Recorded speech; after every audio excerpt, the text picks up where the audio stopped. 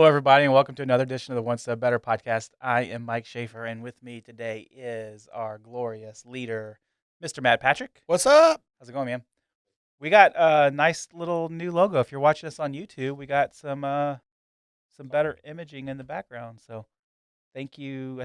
Who did that? Gia did it. Yeah, good job, Gia. We're running Way to up go. some stairs. We have some stairs going. We're getting one step better. We're getting got Rocky at the top, celebrating. And we even have our names on it. Whenever we have guests that come in here, though, what are we gonna do? We're gonna change it out. I don't know. She has multiple versions. Really? Yeah. Oh man.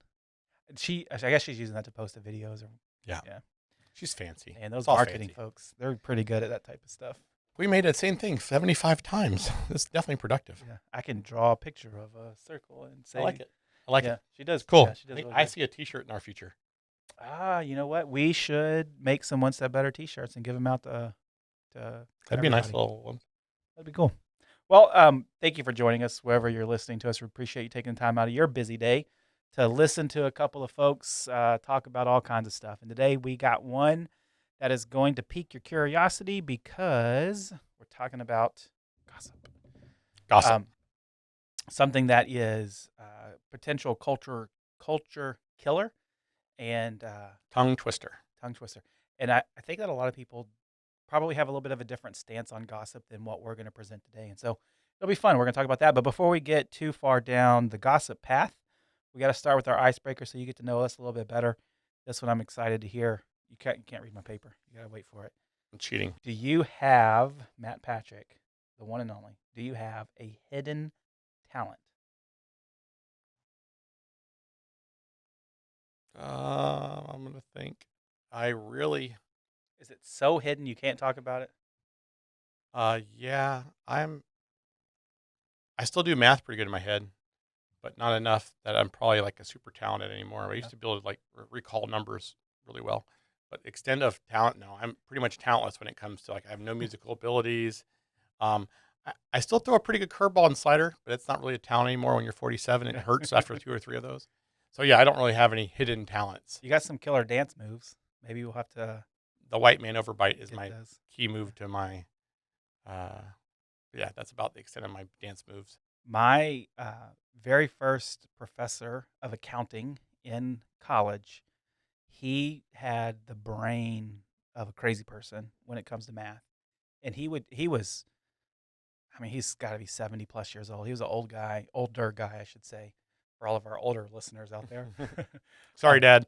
um, he would challenge these, young buck business school people coming in, think they know everything, to essentially a math off where you would get a calculator and he wouldn't, and I think it was just addition, subtraction, and then basic, 3-digit division, 2-digit, multiplication. Stuff that smoke those fools. he would beat the calculator, man, every single time. It was remarkable. Because I'm pretty good at math in my head. I enjoyed doing math in my head, but this guy was on a different level. That's impressive. Wow, that's pretty cool for a nerd like me. That's 247 toothpicks. 247 toothpicks. Yeah. If you ever you don't watch The Office, but there's an episode of The Office where Kevin, who's an accountant on The Office, is dumb as a brick and can't do math to save his life. Everything he does is wrong. But then it was M&Ms. Oh, All right, how many M&Ms plus? What's 1,742 times 89? I have no idea. What's 1,074 M&Ms times 89 M&Ms? And boom, here's the answer. So whenever it was M&Ms, he'd get it right. That's awesome. Yeah. So, Mike, funny. What's your hidden talent? My hidden talent is I have the ability, I can balance anything on my nose. Anything you give me that is longer than a ruler, Okay. I can balance on my nose. Short stuff is really difficult.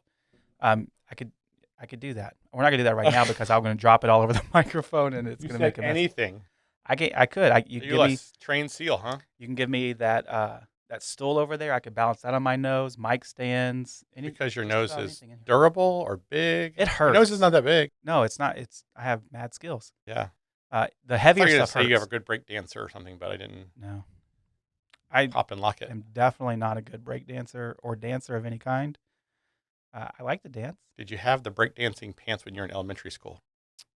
No. Parachute pants? That was a little bit. I was not that old. Yeah. That's not true. Yeah, I So I you had was parachute pants? I did Yeah. I don't remember having parachute pants. I remember wanting some, but I don't know if I Hammer ever got pants? them. Yeah, that's obviously when you talk about parachute pants. It is hammer pants. I don't remember having some, but I know that I wanted some. Okay. That was what, early '90s, I had late '80s. I had the parachute pants, which is like they're like swishy with zippers on the side. I was like third grade, fourth grade. No, it never had any hammer pants. Yeah, Oh, oh, oh! I loved MC Hammer. Stop. Hammer time. All right, Yeah. Anyway, enough of that. that's too much fun today. You're older than me, and so I can't talk about. So do you remember when the stuff. Beatles went live? No, I don't remember that. That's before my And time. I remember where I was whenever Elvis. I do remember where I was when Elvis died. Really? I was at my grandmother's house. I was like 4. I was like negative. Yeah, a your lot. baby. That's crazy. Yep. You know what I did? The last thing, and then we'll move on. Tucker brought this up. We hired some new people recently that are obviously they're younger. babies. They're babies. Welcome in our world. newbies. And he looked at me and he said, "Did you know that somebody has to explain what 9/11 is to Yep. her?" And I was like, "Wait, no, what are you talking about?" Yep. Well, Not my alive. daughter is only 6. Oh. My oldest, is only 6 months, 7 months younger than our newest hire. And I was like, wait a minute, they're like they're like 1 grade different. This doesn't. So this fly doesn't add out. up. This doesn't Yeah, add up. Yeah. Mallory was taught 9/11 in school in history, U.S. Yeah. history. I Yeah. just We went to the World Trade Center a couple years ago, and we did the whole thing. It's really, if you've never been, it's amazing. But it was a historical lesson to her. It was not something that you remember where you were when. yeah.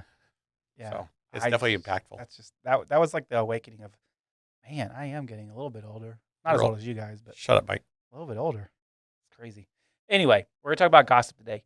Um, uh, if you think about building a culture in any type of organization, especially a healthy organization, gossip is something that you're going to have to address at some point because it's going to rear its head at some point. Whether that's because you have an employee who really feeds off of that, is super dramatic, I got to stir something up just to keep things lively, or because you have an employee that, for whatever reason, it's not because it's part of their nature, but they do get involved in some gossip from time to time and they want to share that with other people. At some point, this is something that you're going to have to address. How you address it and having kind of I'll say, maybe a philosophy behind gossip on the front end will help you do that. This is something that you and I haven't really talked specifically about to each other, so we'll be curious to see how Yep. maybe we're a little bit different here or the same. I have a pretty strong stance on gossip. We'll talk about that here in a second, and I'm curious to hear what you have to say. But like I said, it's something that you're going to have to address if you want to build a healthy organization, because whether it's somebody that likes to feed off of it or somebody who accidentally slips into it, you're gonna have to talk about it at some Yep. point. So I'm curious, Matt. Whenever we talk about just the word gossip, how do you define that? What does that mean to you? To me, it means talking about another person when they're not in the conversation, whatever way that may be. I mean, in a negative way. Yeah. Yeah. You know, it's something that you are talking about another person in a way that, with maybe somebody who can't influence a fix of that. So it is obviously, we talk to leaders about certain attributes of an employer or a teammate, and they may talk up the chain of command or even sideways chain of command of how to improve something. That it may be negative, but it's with the idea of being corrective, not They have bad. the authority to fix it or change it or influence it. Correct. Yeah, that's what I think of. How about you? My definition of gossip is bringing a complaint to somebody who can't solve it. Whether that is, me going to my peers and saying something like, "Man, this parking lot is really broken and jacked up, and I wish it wasn't like that," or something as small as that. This is where I say I have a pretty strict So untolerance. it's not a person, then that's a It's thing. not necessarily a person. It's complaining. It's the complaining to people who can't fix a problem. Those type of people, I don't see eye to eye with them a lot of the time, because like complaining comes out of a place of just selfishness, and I feel like I know everything, and there's just some things there that I don't necessarily jive with. It normally it is about a person. It's if I came and said, "Hey Becky, Matt's shirt is really ugly. I can't believe that he decided to buy a blue shirt. Out of all the shirts in the world, that's what he decided to buy."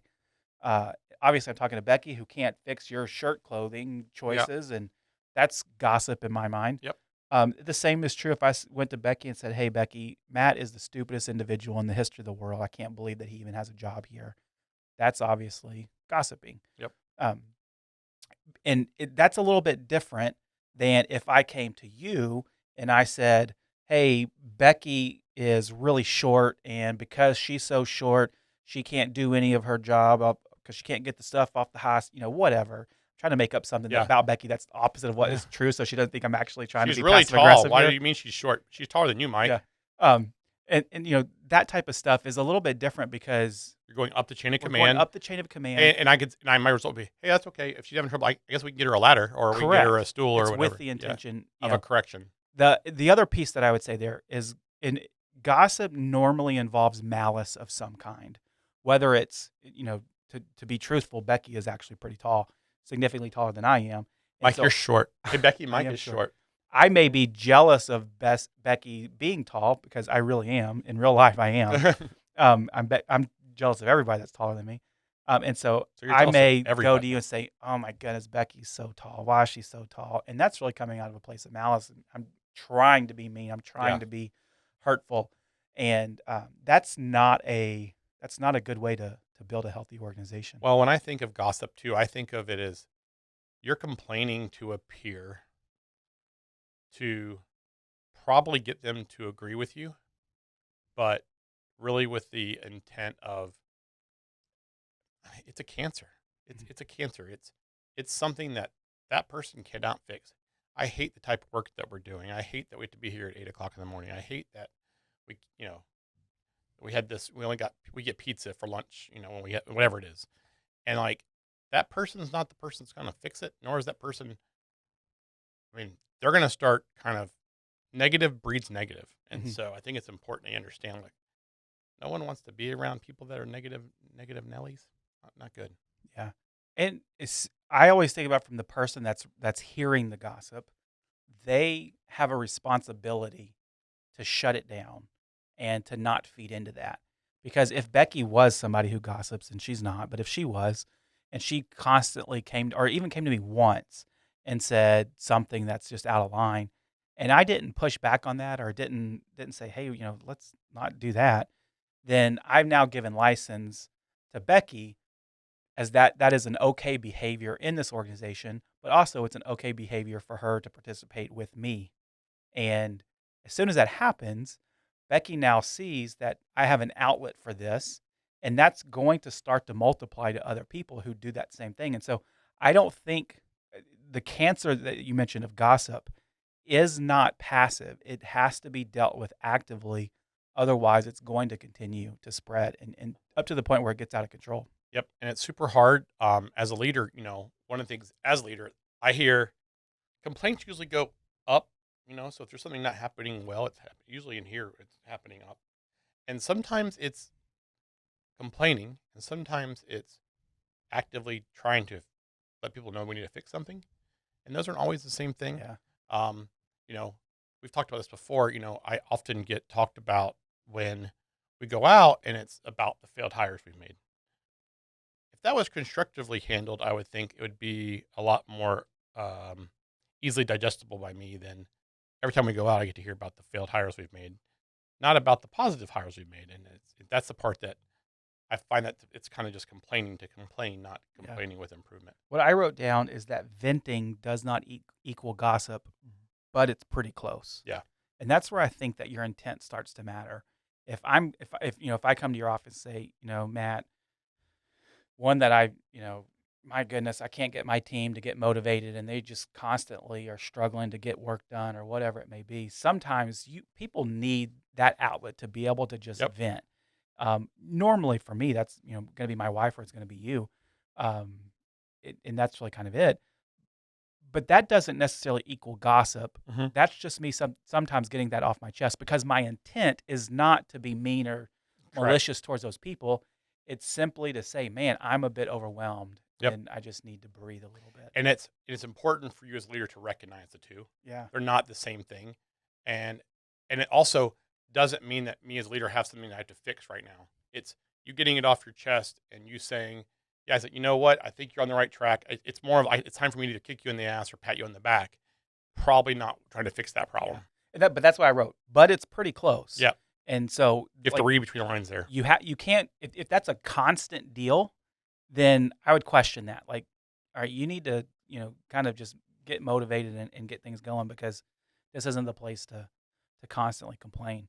And so it can be pretty close. And I think you got to watch that, especially if you have somebody on your team, maybe a subordinate's coming to you in that role, and nip it in the bud if it Mhm. gets to the point where, man, this is a constant thing. This is where I always say I would rather err on the side of being more aggressively against gossip than err on the side of being, Let it go. yeah, Yeah, I yeah, totally agree. And I'd say this is something that I personally have not done great over the years is that I let people get away with it. Um, there's no good of it. There's no good that could come from it. And I didn't call him out as a leader, and I should have. And it is one of those things where, in hindsight, you go, "Yeah, that's not good. I should have fixed that." And I've made mistakes like every other leader has. And so it's important for you to recognize, hey, I got to make sure that next time ever that happens, yeah, nip that in the bud right away. yeah. And luckily we've gotten kind of to the point now where we don't have anybody on our team that is fueled by drama. They're Correct. not trying to stir the pot simply to keep things lively, and Yep. just they always have to have something going on to talk about. That hasn't always been true. Yep. And when we had people on the team that did enjoy drama, it was a drain It is. to everybody. And normal recognizes crazy 100% of the time. Yep. Normal recognizes crazy. And for people that may have been on our team at a certain point that was a little bit crazy, everybody that was relatively normal could look at that and say, that ain't right. And that crazy person didn't see it the same way. Right. But where we ran into issues is nobody was willing to stand up and say, "Hey, that's not okay." Right. And luckily, that's kind of fixed itself. It worked It's not itself easy. out over the years. Yeah. The challenge has always been, as a leader, you're afraid of stepping on toes. You're afraid of what happens if I call this person out and they get upset. I don't want to deal with their drama. So it's like anything else. Like, you have your crazy aunt that where you just avoid them. And so that defeats Yeah. the purpose of the culture. I mean, if you have a wheel doesn't roll smoothly if one of the sides is out of whack. Same thing with your team. So in order to keep things smooth, everybody has to be kind of rowing the same direction, rolling the same direction. Avoidance is the easy way out It there, is, and especially if it doesn't bother but you. it doesn't fix it. Like, not necessarily bother you, but like if you're not actively involved with that Correct. department or that Correct. person. But it doesn't fix it, and it means you're not operating as good as you could be. Yeah. Remember this idea here, we're trying to get better, not just keep things the same. It's okay to ruffle some feathers when it is improvement. Yeah. Yeah. What was that? You can't get stronger without tearing your muscles apart Yep. first. Yep. And there's always a little bit of pain that comes with that. So whenever you do, whether it's somebody comes to you directly or you hear through the grapevine or whatever it may be, that somebody may be a little bit chatty about things that they probably shouldn't be chatty about, or they're bringing it to the wrong people. We'll say that they're going to sideways with complaints instead of maybe upwards, or somebody who could solve something. Do you have kind of a way in which you would like to address that? I would like to, first of all, I always want to reprimand in private. So I'd want to bring him in to the office, have a very frank conversation with him, and say, "Hey, um, there's some behavior here that's not in line with what we want to happen here. It's important that if you have a frustration or a venting, or if you're even having an issue that you need resolved, that you go up the chain of command. You know, unfortunately, the person you're talking to about these matters has no ability to fix it, but other people, your team leader, the overall leadership team, or whoever the role may be, can help you fix that situation, and make sure they understand that you're calling on the carpet about, hey, we don't gossip here. Be very direct about it. Hey, we don't gossip here. If you have an issue, bring it to your leadership up the chain of command. Something's not happening the way you think it should. We like open conversations, but they need to be people that can fix the problem. Yeah. Yeah, I think you have to be very clear and be very specific in Mhm. that conversation. We don't allow gossip. This is exactly what you said that I would put into the gossip category, whether it was, Yep. hey, Matt's hair looks dumb, or can't believe Mike's wearing a blue shirt, or, whatever it is, all the way to, Mike Short. I yeah, understand. yeah, whatever it may be. It's to be call that out specifically, because I like to believe that everybody that we've hired here are people who have a high level of people smarts. They understand what that words matter and what they're saying. And I want to give them the benefit of the doubt to say they really didn't mean that the way that it came across, or they didn't really understand what they were actually trying to say and how it had an effect on people. It was a mistake, not a habitual issue. And so I always want to say, look, this is what was said. This is why in my brain that is off limits, and this is what I expect of you going forward. Some of the stuff we've seen that kind of, these are some kind of gossip issues we've had over the years are, you see what this person wore to work today? Do you see that they're always showing up late? Yeah. You know, do you see that they left early again? Well, they're complaining to their peer about this. They're not going, hey, first of all, they're not addressing that to the person. Hey, if you think somebody has inappropriate dress at work, you should talk to them privately, directly, be an adult. Say, hey, I just make sure you understand you're, I don't know how you do that tactfully, but you're going to want to make sure you have a conversation with them about what they're dressing. And if you are a peer, it's a good time to call it a peer for if they're not showing up late or leaving early. But if not, you can go to your leader. Don't go to your peer and talk about them to. My favorite thing to do whenever I hear about a situation in which there's there's a person gossiping to somebody else. As soon as I hear about it, I want both of them in my office. And I want to say, hey, Becky, I heard that you were talking to Sherry about XYZ. I heard that you said this very specifically. I heard that you said Matt's shirt is ugly. Is that what you said? Yes, no. Sherry, is that what you heard? Yes, no. Hey, I want you to know that it's not okay for you to talk to her about anybody in this office in a negative way. Sherry, it's not okay for you to allow her to talk about anybody in this office in a negative way.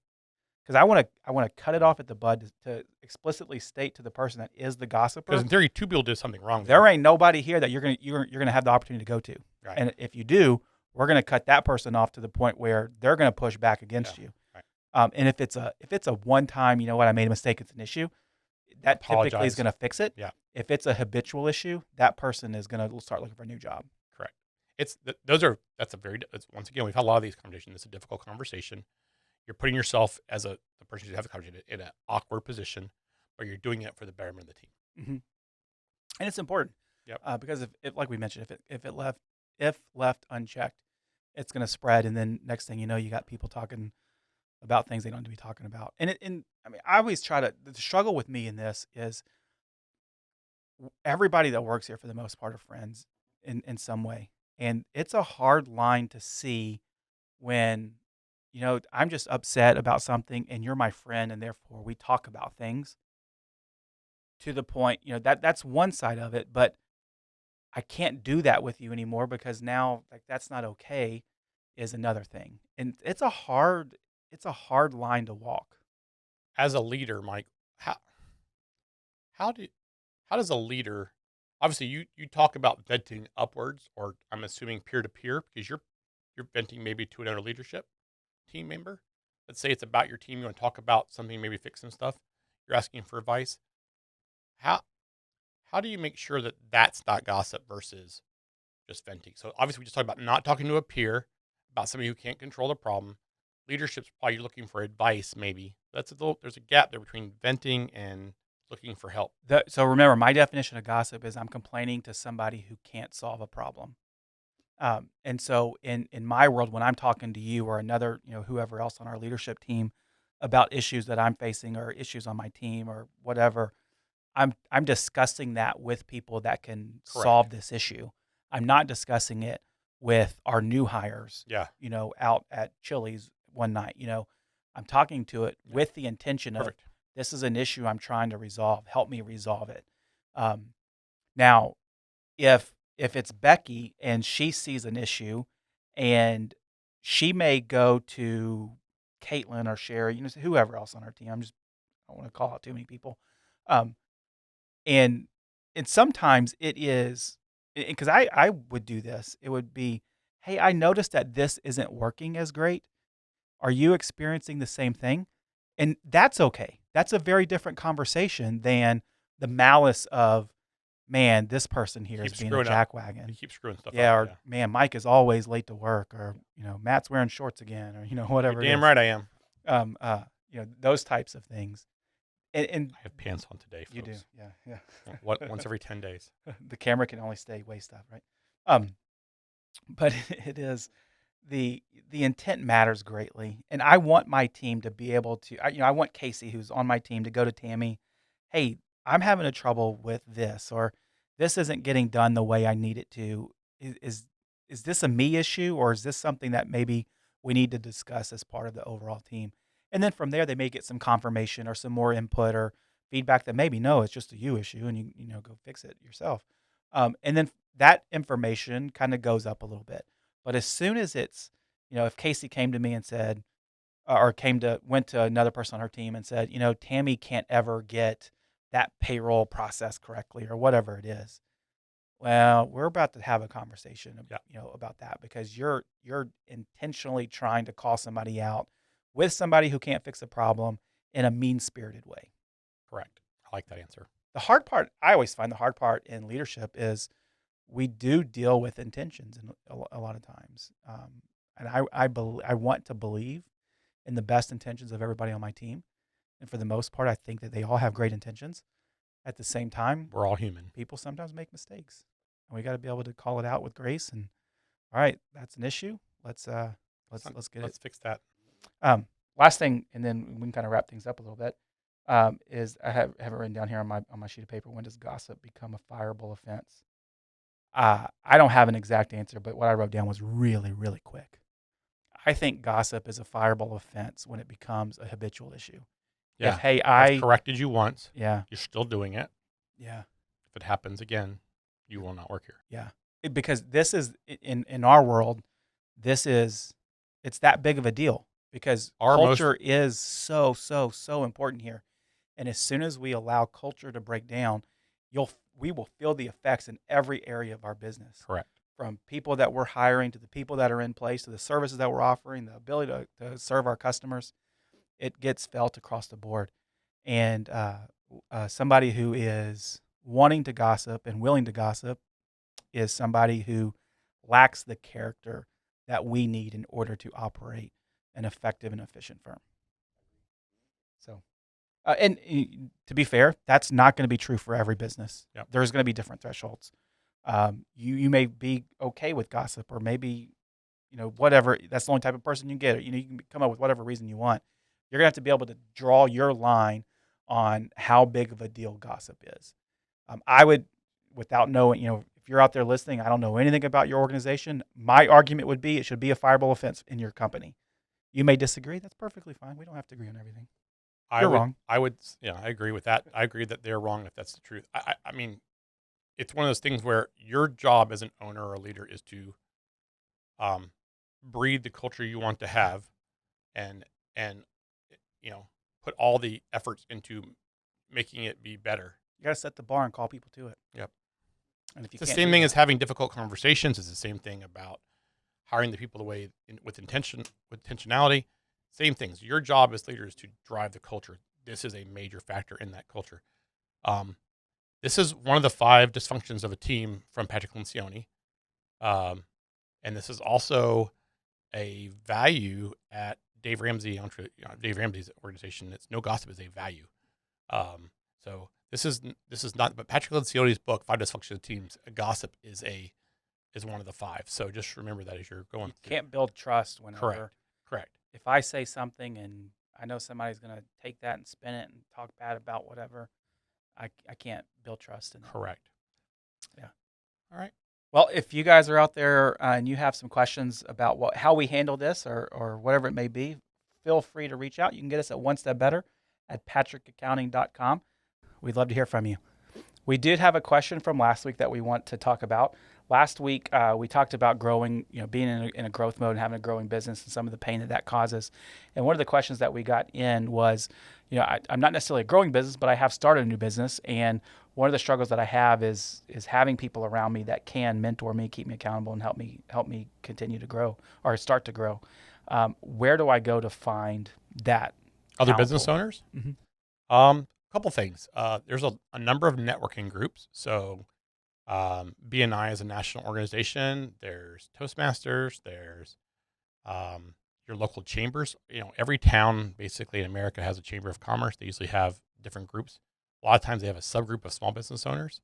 Your local, most cities around the country have a thing called SCORE, which is for new business owners, helping them kind of get their hands around stuff. Also, your professional network. So you could find your attorney, your accountant, your banker. They'll be good places for you to jump into. Those are all great places to look. I mean, you got Vistage, which is a business community. They have usually groups for small businesses, new businesses, different tiers. So it's a good place to jump. I would say that just based on the question, I read this question from the standpoint of you're probably an introvert, and you will never ever find a community of people unless you put yourself out there to be rejected and disappointed.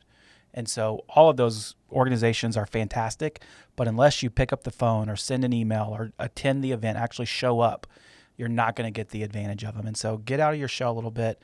Actually invite yourself. What you'll find is that the majority of business owners, the majority of leaders out there are more than willing to help people who are just starting or whatever it may be. But you do have to put yourself out there to do it. One of the things that I was fortunate enough to do, I actually made I came from a big firm, so I reached out to my old former bosses and partners, and they introduced me to people that was big. But also I had a couple people that noticed I started my firm way back in the day and had bigger firms call me and say, hey, have you ever want to have lunch? And I said, yes, I would love to have lunch. Tell me how to do this. And that was really helpful.